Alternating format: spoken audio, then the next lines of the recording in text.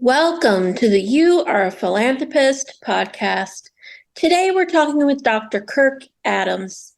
Dr. Kirk Adams is the past president of the and CEO of the American Foundation for the Blind and currently doing consulting in his own practice with Innovating Impact.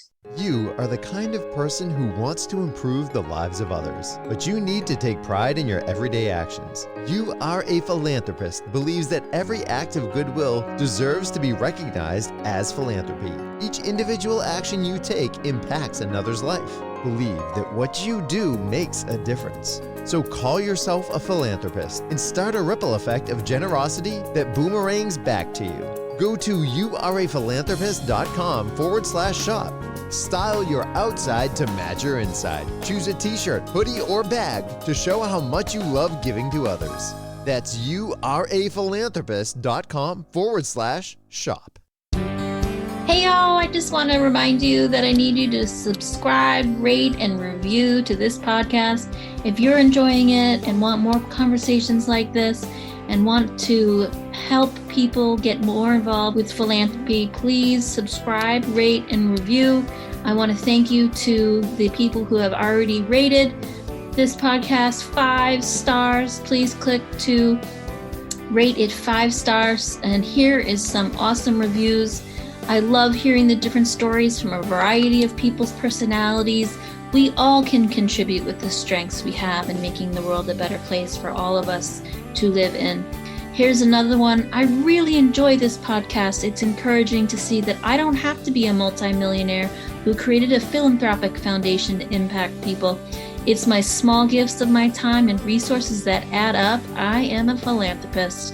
And here's another. There are opportunities all around at an early age to remind us to look out for each other. It's a lifelong journey of seeing the opportunities and acting in them. Thanks for a great reminder. Listeners, please do me a favor, subscribe, rate, and review right now so more people can hear more from us and learn more about philanthropy.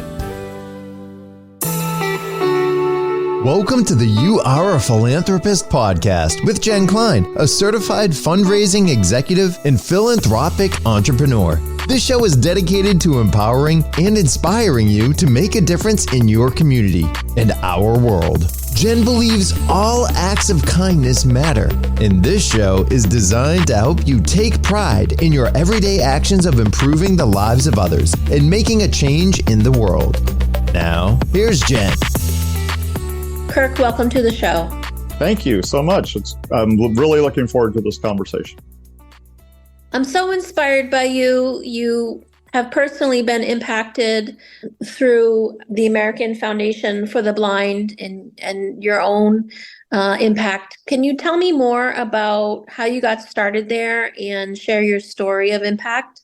Sure, it's a winding road, but I'm a blind person. My retina is detached when I was in kindergarten, and I became totally blind very quickly and went to a school for blind children, first, second, and third grade. Learned blindness skills, Braille, reading, writing Braille, traveling confidently with a long weight cane, typing on a typewriter. So the tools I would need to then start in public school in fourth grade.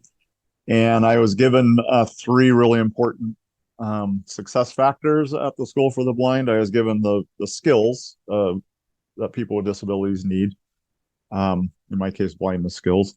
I was given a really strong internal locus of control, which meant a sense deep in my bones that I could accomplish what I wanted to accomplish and do the things I wanted to do, even if they needed to be done in a creative way, kind of outside of the mainstream. And then I was also held up to very high expectations. So my school and my parents, they expected they expected good grades, and they expected good citizenship and being part of the community.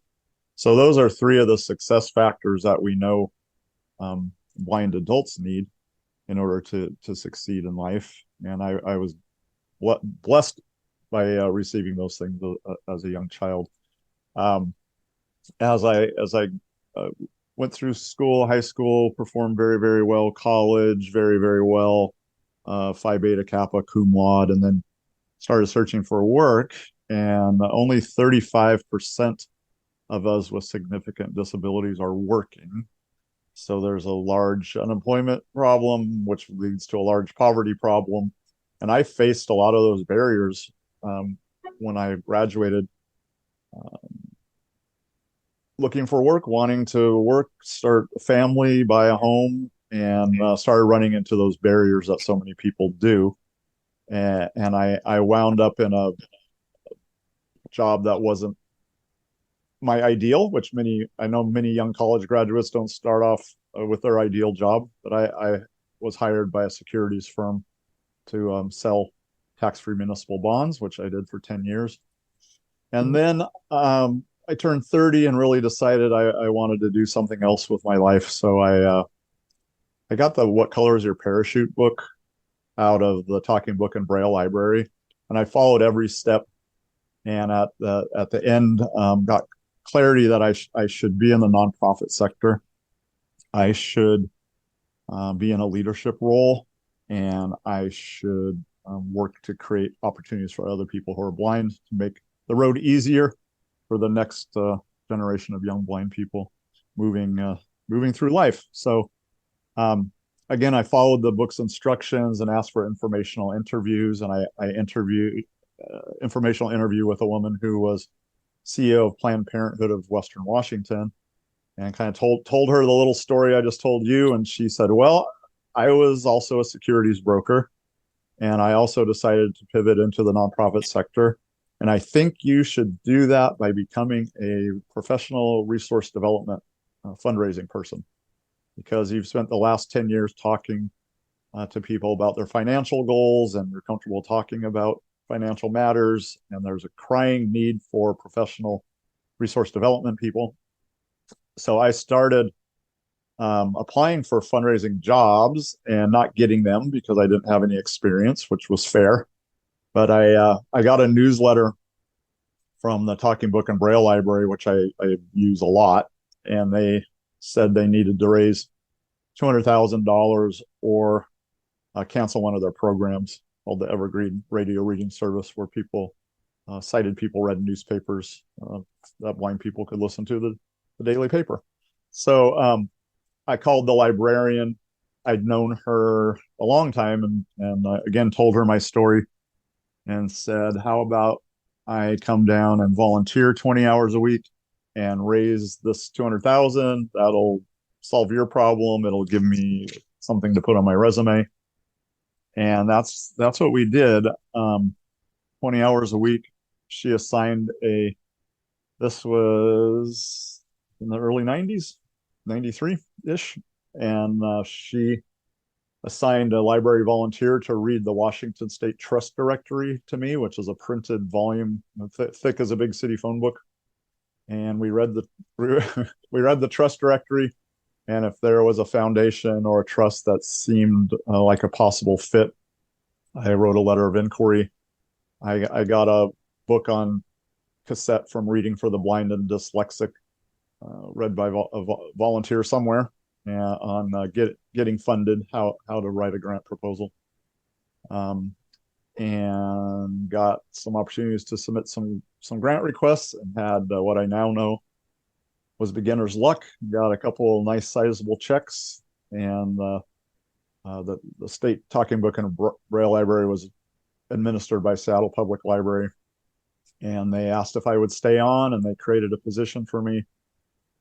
So my first nonprofit job was a development officer for the Seattle Public Library Foundation, and my mission was to raise money for the statewide Talking Book and Braille library. So I did that for about 3.5 years, got very clear that the nonprofit sector was the place for me.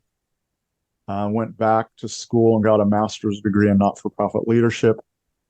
Had a couple other fundraising jobs, and then I got a call from the Lighthouse for the Blind here in Seattle, because they had decided strategically they wanted to create a supporting foundation and a fundraising board and a comprehensive fundraising program. And they had heard there was a blind person in town who knew how to do that. So they called me asked if I would be interested in talking.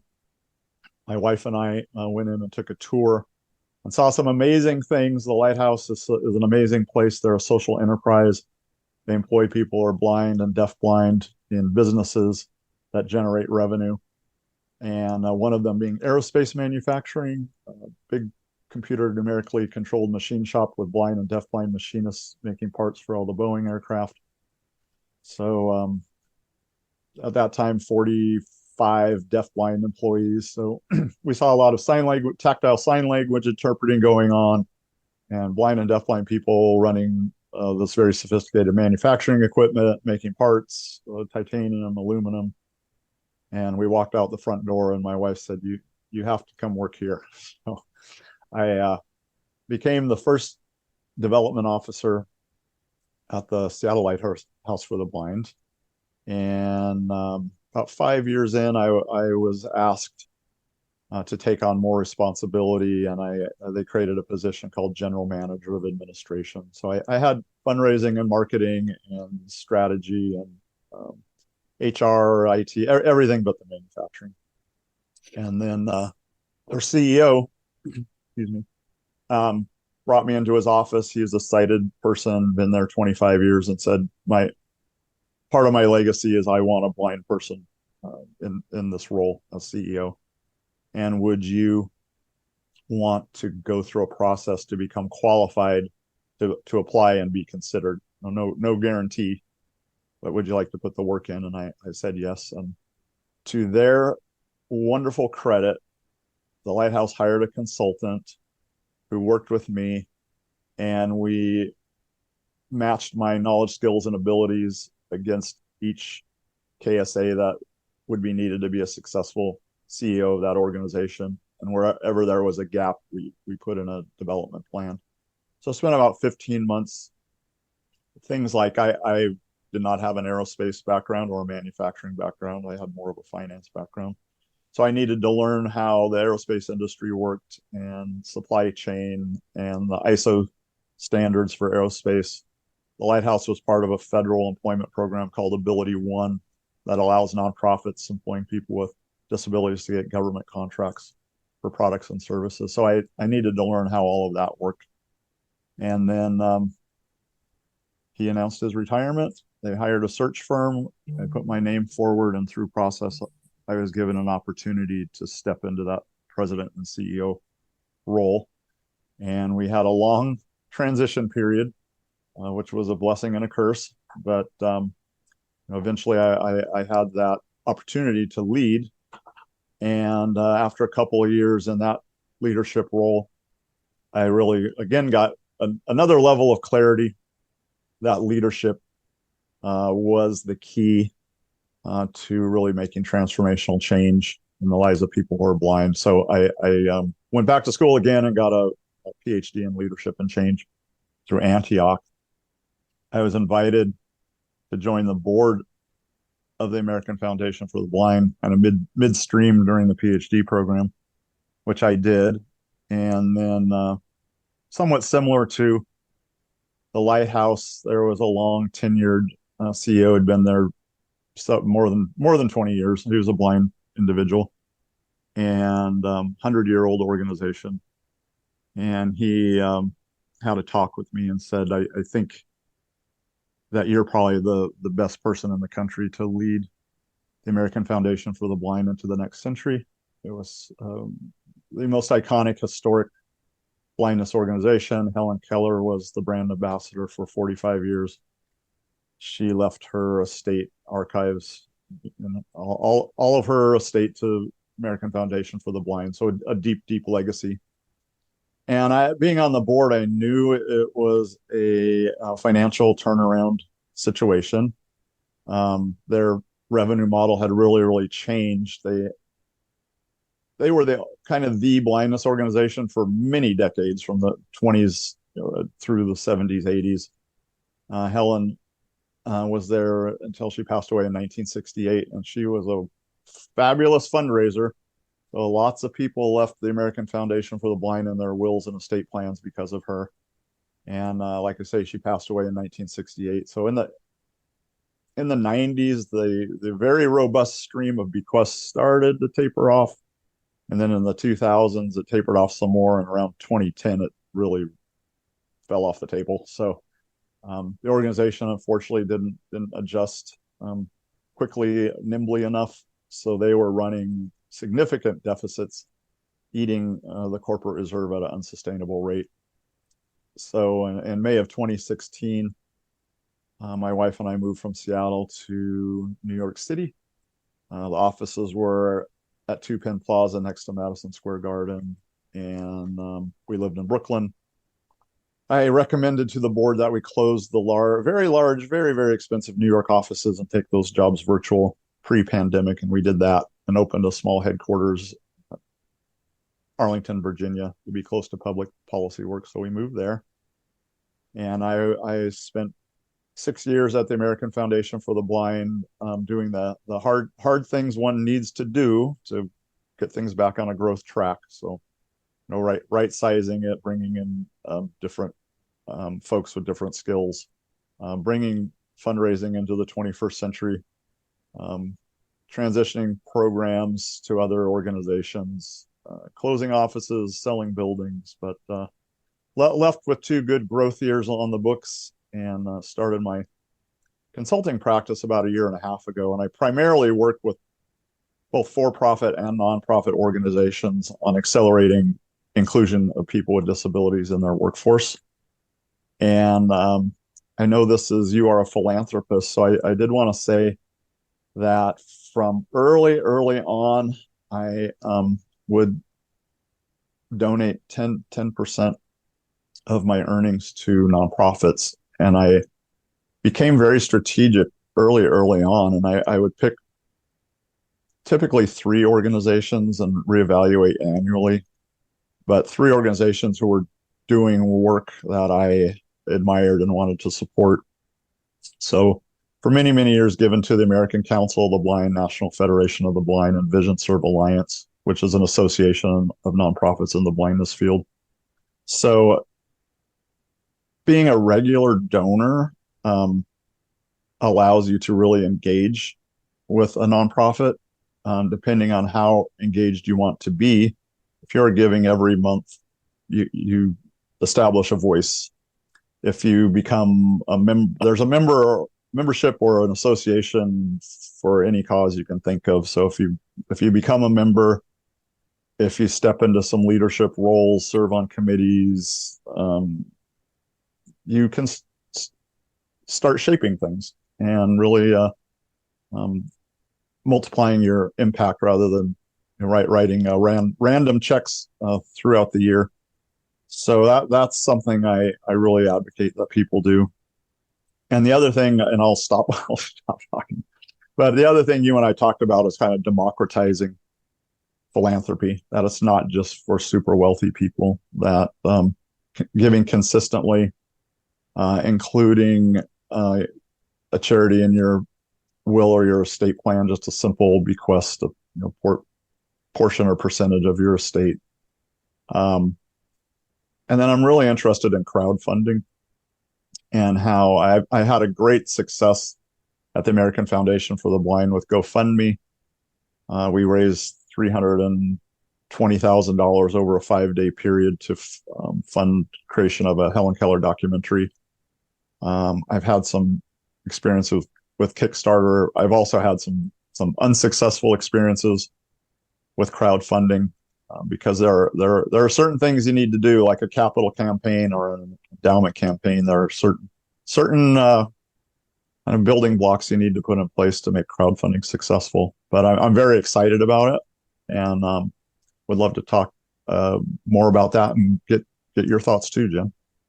Oh, Kirk, I just loved hearing your story of resilience and reaching back to help others who need your expertise. And it really warms my heart to hear about the challenging aspects of fundraising and leadership you had at the American Foundation for the Blind, and how you turned that around so significantly. So kudos to you on your hard work, your journey to where you are now, to having a PhD, to having so much impact.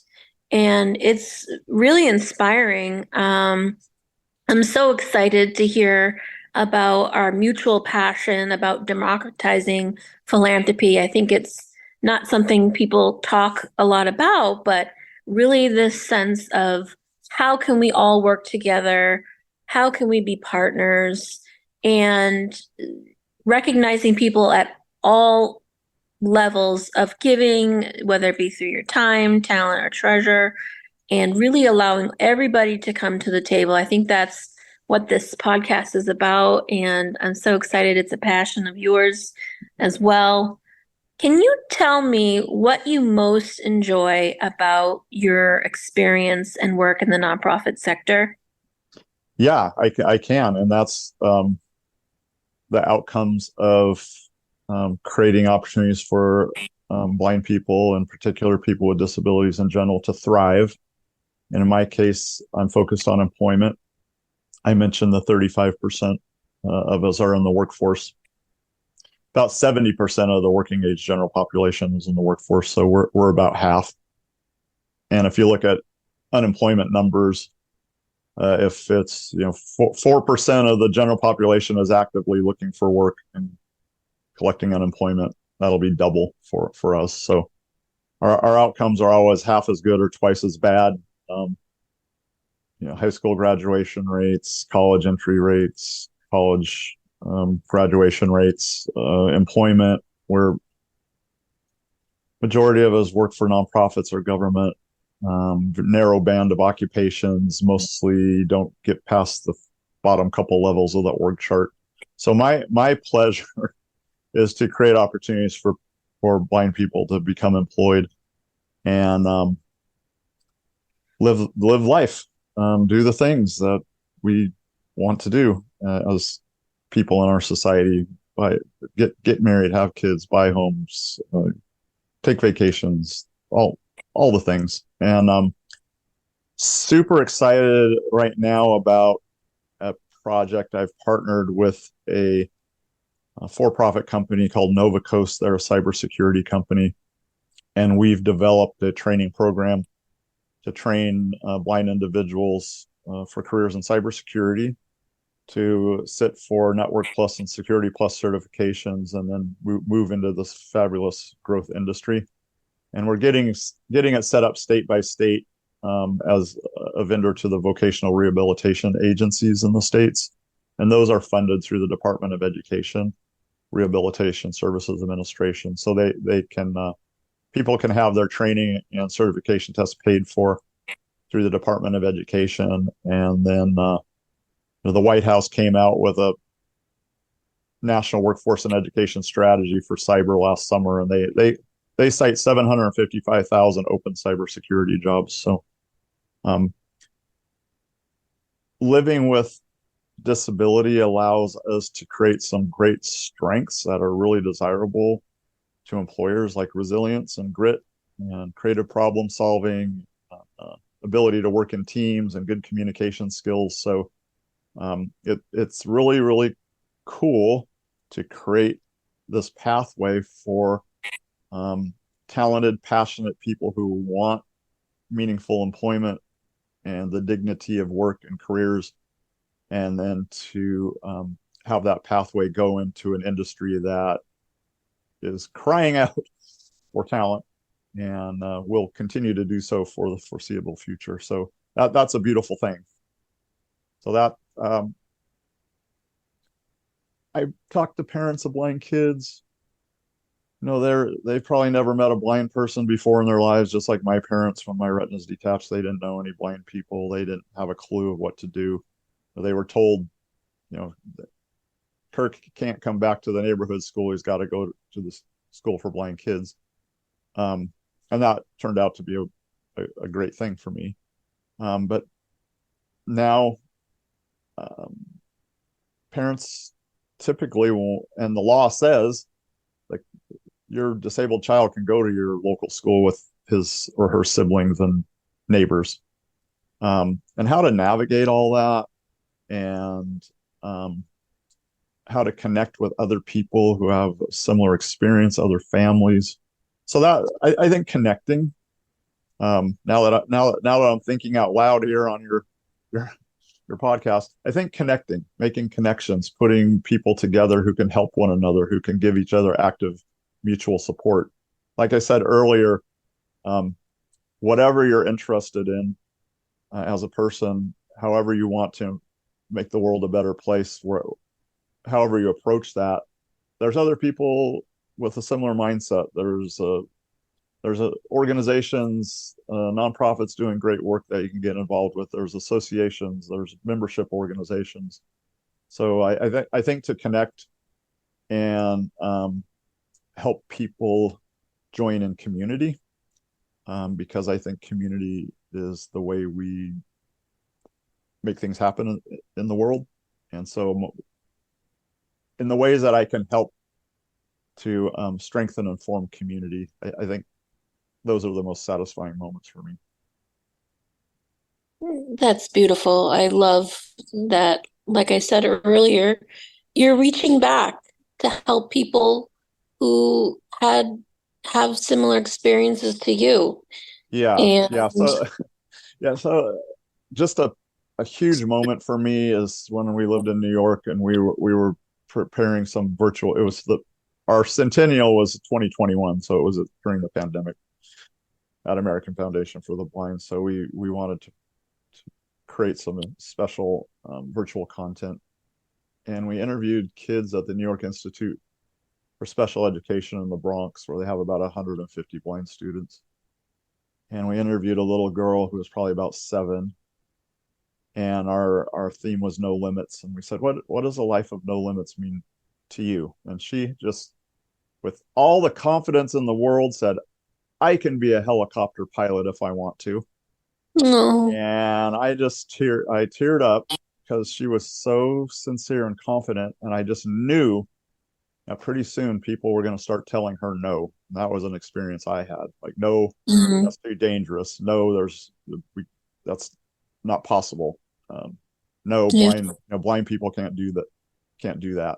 And I'm here to tell you, with autonomous vehicles and artificial intelligence and the technologies that are emerging, I think that little girl can be a helicopter pilot if she wants to. So I don't want young people with disabilities, as they move from childhood into adolescence, I don't want them to start hearing no constantly from yeah. every side. I want them to have the same opportunities and options that everyone else has. That's beautiful.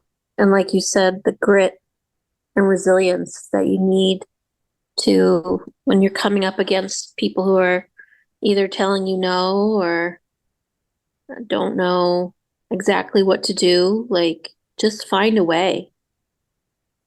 Yeah, Make that's it. right. And when I grew up in little small towns in the Pacific Northwest, after I left the school for the blind in 3rd grade, I was always the only blind student in my schools, all the way up through my PhD work. So my parents didn't know any blind people. We weren't connected with any. I didn't have any role models. I didn't know how to advocate for myself. So when I was a senior in high school, there was in Snohomish, Washington, there were about 30 of us probably that were kind of called the college-bound group. And senior year, first period went into physics, second period math analysis, and third period walked into chemistry with everybody. And the chemistry teacher, I'd never met him before. He said, no, no, no, you cannot be in this class. That is a safety hazard. We work with dangerous chemicals here. You need to go to the office and get assigned to another class. And I went home very upset and told my parents, who were both public school teachers. And they said, well, if Mr. So-and-so says, then, that's that. So I took a study hall and sat and read trashy novels in the library, third period, for my senior year. And now I have met blind blind people with PhDs in chemistry, blind people who teach chemistry. Wow. So what I was told was not true, Yeah. but I didn't know how to deal with it. didn't know how to advocate. So I always tell parents with blind kids, find other families, find other people who've walked this path. You don't have to create a new path. You can follow in the footsteps of people who've gone before, and that's really what I'm trying to do, is just create a smoother, wider path Yeah. for the little blind first grader who's out there right now, and in 10 years they're going to want to do the things that teenagers do. They're going to want to have fun with their friends. They're going to want to get that first low-paying job. They're going to want to be able to be independent to the extent that is appropriate. And I just want to make that easier. That's beautiful. I'm curious what has inspired you with this passion in your belly for helping others. You mentioned, your parents being influential in creating this grit that you had in you. And you mentioned going back and realizing the nonprofit sector was for you. Tell us what inspires you. Oh gosh. What inspires me are the glimpses I am privileged to have into people's lives. When I talk to well, let me talk about this. So I did my dissertation. It's called Journeys Through Rough Country. It's an ethnographic study of blind adults who self-identified as successfully employed in large corporations. So I interviewed blind people working, at the usual suspects: Google, Microsoft, Amazon, Apple, AT&T, Chase Bank, and they all talked about the things that led to their success, which were things like everybody had some sort of transformational experience that gave them that strong internal locus of control, that gave them the confidence they could make their own path. One woman who'd been at AT&T for 40 plus years, she remembered going to a summer camp with her twin sister who was sighted, and the counselors telling her that she could not ride the horses because she was blind and it was too dangerous. So she sat on the sidelines while all the other kids did the horseback riding. So at night, she and her sister, I think they were 10 years old, snuck out, got some horses, and rode. And she just talked about the feeling of freedom, riding side by side with her sister in the night, the horse running. And that gave her that sense that she could do whatever she wanted to do. Another young gentleman who has a computer science degree from Berkeley and a law degree from Harvard, and a very successful guy. He grew up in the Bronx, and he fell in with a gang of 10, 11, 12-year-old neighbor boys, and they did bicycle tricks. They would ride their bikes down the street and stand up on the handlebars and stand up on the seat. He did that and collected lots of bumps and bruises and scrapes, but that gave him that sense of confidence. So there were other things. They all attributed part of their success to finding an internal ally or champion in their workplace, to having the right technology skills, to the accessibility of the technology. But they also all expressed disappointment. Although they were all very successful people, they all were disappointed in the fact that they were the only ones in their organization that had achieved that level of success, that there were no people with disabilities above them on the org chart, that many of them felt they'd reached a ceiling, and the people who were junior to them and didn't have the knowledge, skills, and abilities were being promoted beyond them. They all had disappointment on how much they had to continually struggle and advocate. A common example was an employer would change some sort of system and not vet it for accessibility. So all of a sudden they come into work one day and someone's changed one of the systems and they can't access it with their assistive technology, and they can't do their job. Or wanting a new accommodation and having to fight battle for it. So they were all disappointed. And ultimately, the goal is our outcomes are the same. You know, our employment rate's the same, our incomes are the same, our home ownership level is the same, our health outcomes are the same. So I guess that's what motivates me Yeah. is the structural barriers that are built into society. I mean, we're operating in cultural systems, built environments, digital environments that weren't constructed um, with universal design in mind, built primarily for the general population. Um, However, disability is the minority group that anyone can join at any time. Most of us will, as part of the aging process, have Yep. some level of disability. And to think about how to create environments that are as most useful, most usable for the most number of people. That motivates me every day. I kind of think about a campfire in the cold, dark night. I grew up in the Pacific Northwest, lots of cold, dark nights, and people sitting around the cozy campfire, and there's other people standing out in the dark and the cold who aren't in the circle. So, we need to build the fire big enough to warm everybody, and we need to bring everyone into the circle. So we need to make that circle inviting and accessible. And so, every day I just think about how I can contribute to creating a world that respects everybody, affords everybody dignity, is inclusive of all. And when I say everybody, I'd say. Oh, wow. I got a little emotional there.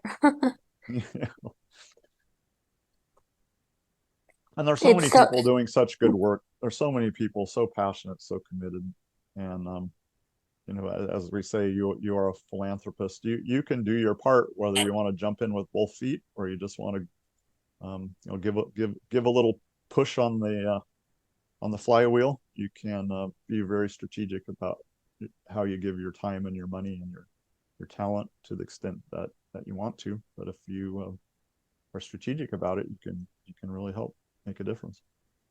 it's so true. And so, what would your advice be for people who, maybe don't know how to be strategic about giving back? What would your advice be?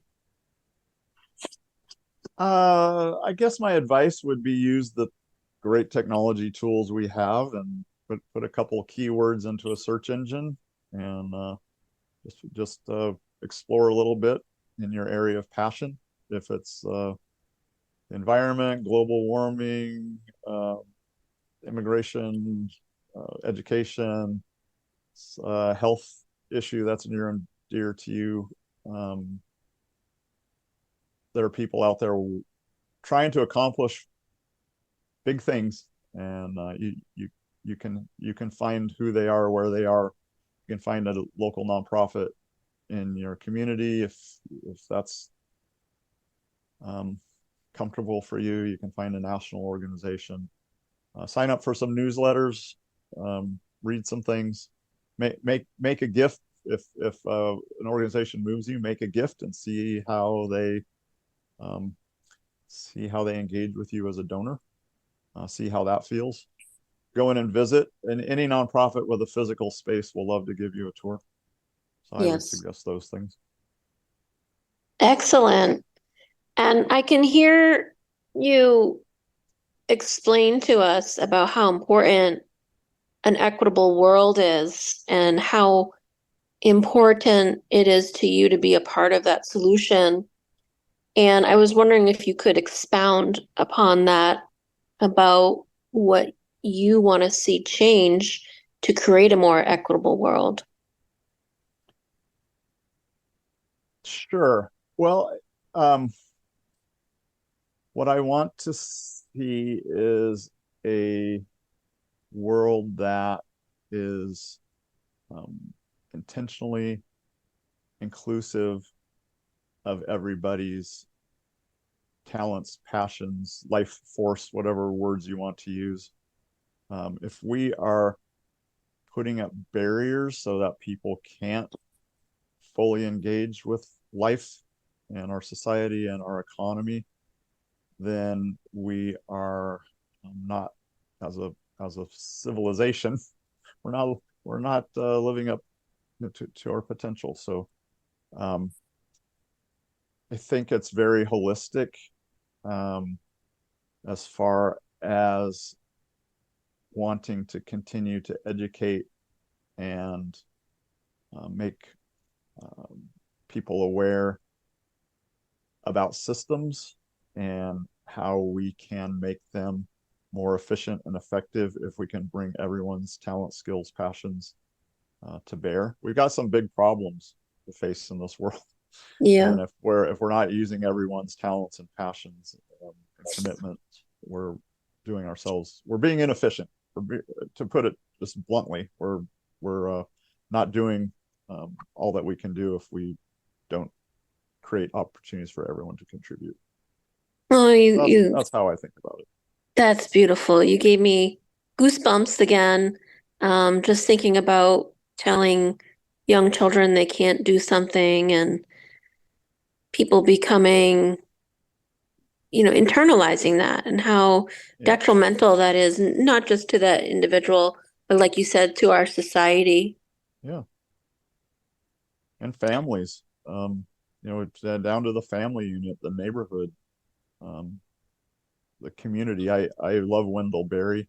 He calls himself a communitarian, and he says, individually we can't solve these big world problems, but if everybody brightens the corner where they are, then collectively we can address the big issues that we need to address. Beautiful.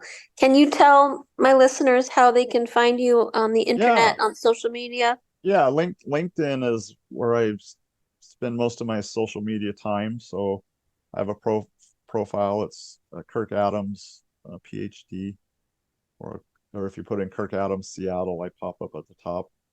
My email address is simply kirkadams000@gmail.com. So I'd love to talk to anybody, anytime, anywhere about inclusion, and in particular, disability inclusion, and in particular, disability inclusion in employment. That's my jam. That's awesome, Kirk. I'm so thankful I got to hear your story today. I'm so thankful that you have the grit and resilience and determination to help others, and I hope my listeners do reach out to you. I will put that information in the show notes. Great. And they should not hesitate to reach out to you to make this world a better place. This time flew by, Jen. I really appreciate you. Thank you so much, Kirk.